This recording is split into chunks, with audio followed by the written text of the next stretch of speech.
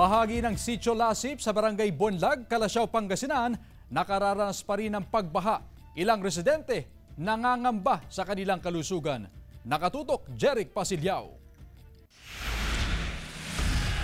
Hanggang ngayon, patuloy pa rin nararanasan ang isolated na pagbaha sa ilang bahagi ng Sitio Lasip sa Barangay Bonlag, Calasiao, Pangasinan. Dulot ito ng mga naipong tubig ulan bunsod ng mga nagdaang bagyo. Kwento ng ilang residente, umabot mula tuhod hanggang bewang daw ang antas ng tubig baha sa kanilang lugar noong kasagsagan ng bagyong Pipito. Mabaho yung tubig dito, sir.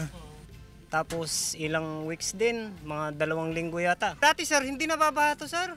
Ang 71 anyos namang si Aling Norma nangangamba na raw para sa kalusugan ng kanyang pamilya dahil sa tagal ng paghupa ng tubig baha sa kanilang lugar. Pinahirapan po kami, butin naglagay yung anak ko ng tulay dyan. Dito dapat kami dadaan kaya hirap na hirap kaming lumabas eh.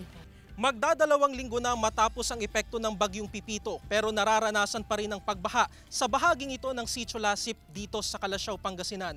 Sabi ng ilang mga residente, ngayon lang daw nila naranasan ang ganitong pagbaha dahil walang malabasan ng tubig papunta sa ilog. Sabi ng Barangay Council, nakipag-ugnayan na raw sila sa lokal na pamahalaan para masolusyonan ang problema sa baha sa kanilang lugar. Sa katunayan, nagbigay na umano ng lupang panambak ang LGU para sa mga residenteng nakakaranas pa rin ng pagbaha sa kanilang mga bakuran. Titignan sa Assessor's Office kung pwedeng gumawa ng drainage para sa long-term solution, kung pwede pang gumawa ng drainage sa gilid ng kalsada. Samantala, patuloy din umano ang pag-aaral ng MDRRMO katuwang ang iba pang ahensya ng LGU para matugunan ang isyu ng pagbaha sa bayan lalo na sa mga low-lying area. Kasama si Daryl Peralta, Jeric Pasilyao, 1 North Central Luzon.